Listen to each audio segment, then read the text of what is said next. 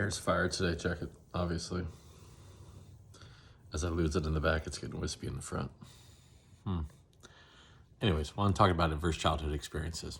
Obvious topic that everybody wants to talk about. I was at an event yesterday. They were talking about adverse childhood experiences, and that's, or ACEs, and it's something that I learned about many years ago, actually, when I worked at UC San Diego. I was at a conference, and they were talking about adverse childhood experiences, and I went, interesting, what are we talking about here? And they explained that adverse childhood experiences are bad traumatic things that happen to you when you're a kid, can have negative impacts on you as you get older, and that they have a scoring rubric, 0 to 10 points, essentially. 10 questions that ask you essentially how messed up your childhood was. And if you score 4 or higher on this test, that you're at statistically higher likelihood of having mental illness, diabetes, all kinds of different things, obesity, all these different things. And so I very interestingly took the test, and I scored a 9 out of 10. I was like, is it supposed to be high? No, it's not supposed to be high. So it's, most people have 0s, 1s, maybe 2s. People over 4, statistically higher likelihood of having these issues. 9 out of 10. I was lucky enough that I was never sexually molested. That was the one point I did not get.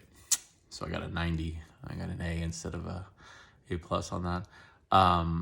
But it's interesting because it makes you think, okay, why do some people who come out of these situations fare slightly better than others? And let's not say that every point on that 10-point scale is equal, right? Because, you get a point if you were abused, physically abused as a child, but there's a very big spectrum of abuse when you're a child. So somebody who might have a 1 could have a really, really messed up situation, depending on how bad that 1 was.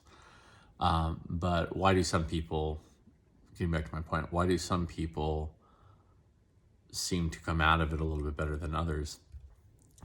And it's a question I get asked a lot because I'm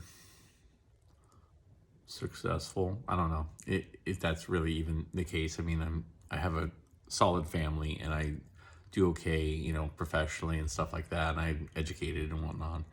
And I really think about it. It's really just a mix. It's a mixture of things. I think it's a mixture of things that come from nature and things that come from nurture, right? And all these variables that happen. And so on a nature standpoint, I feel like I was genetically blessed in some ways, in that I come from a line of people that are actually pretty intelligent people, right? So I was sort of lucky to have that. I sort of feel like I was born with a certain, we all have a certain prism through which we see things, like these lens through which we see the world. And I always saw the world, when I was growing up in a family of drug addiction and alcoholism and abuse and all these things, I saw the world through a prism or the lens of somebody who was much older than me and who really didn't like that stuff, and who was constantly questioning that reality, questioning the decisions that were made. And the fact is that my parents made some really, really, really, really bad decisions, probably mainly because they were drug addicts and alcoholics. I mean, it's just, this is the way it works. And I know this because when they were not using later on in life, they're pretty well-adjusted, reasonable people. But both people who had their own traumas when they were kids, their own nature and nurture, whatever it may be. And so, but I saw the world through, as my wife says, a grandfather's eyes, a grandpa's eyes. So I see the world, I'm just like, well, what the hell's wrong with these people? I mean, why would you do that? You know that if you do that, our lights get turned off, right? You know that if you do drugs, this is the result. The reason why we have to move every 6 months is because you don't pay the bills. Do you understand how that works? So I was like that. and, faced a lot of challenges growing up. Not as many as some, and more than others, right? But I always, as I got older, I became, through the nurture part, right? That's the nurture part, those experiences. And even experiences in my young professional life working on an ambulance and being involved in really terrible situations, it hardens you, right? And it creates sort of a resiliency, or as Jordan Peterson may say it, an anti-fragility. The idea that almost like a bone, if you break a bone, it grows back stronger than it was originally. And it's actually stronger than it was before. So it's anti-fragile.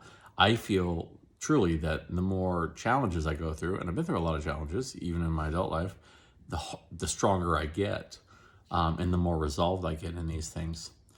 And it actually kind of came out when I was at my work. I was dealing with, I deal with crisis communications among many, many other things, and we were in a situation where I was having to defend the organization and taking a lot of hits politically in public, and a lot of stuff behind the scenes too, where people are trying to outmaneuver us and really trying to destroy us in a lot of ways, personally and professionally and organizationally.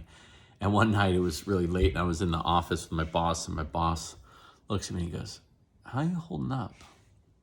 And I said, "What are you talking about?" And he goes, "Well, this is pretty rough." And I said, "Dude, I was an abused child. This is nothing. You think this is going to bother me? This is nothing." And he kind of looked at me, and, I was tongue in cheek saying it, half joking, not really joking. And he kind of moved on. I don't think he knew what to say, but there's a lot of truth to that. There's a lot of truth to that. And I really think that ACEs are important. Adverse childhood experiences are important. They're probably the most important thing for us to address with children and to intervene on early and to equip the nurture part, the children to be able to overcome these things later. And, for these obstacles, they are obstacles, for you to not be a victim of your circumstances. And there may be circumstances that other people cause, and maybe circumstances that you cause through your own stupid decisions or uninformed decisions or whatever it may be. You have to be able to overcome those obstacles. I call it victorhood, right? Or victor mentality. This idea of really adopting an opposite of victimhood approach.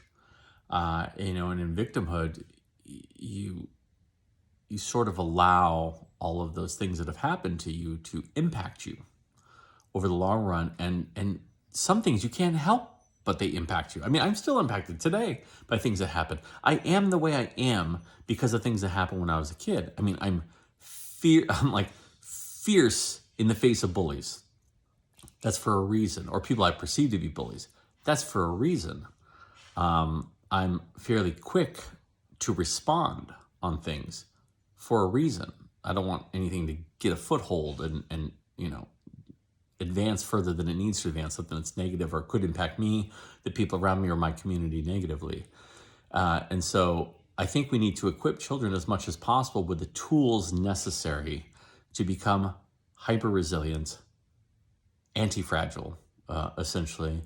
And then that way they would be able to capitalize on the nature, the gifts that we are oftentimes given in our genetics, and maybe some of the challenges that we're given in our genetics to overcome those as well, and build something great for yourself.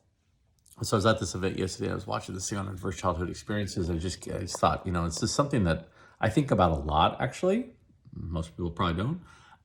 But I think that the more work I do in the community, the more I work with people from what you might call like historically underserved or at-risk backgrounds, although everyone's at risk, I gotta tell you, the more I think that if we are to change the trajectory of young people's lives, we have to figure out a way to acknowledge, destigmatize adverse childhood experiences, and intervene by giving those children the tools necessary to become resilient and build the life that they want.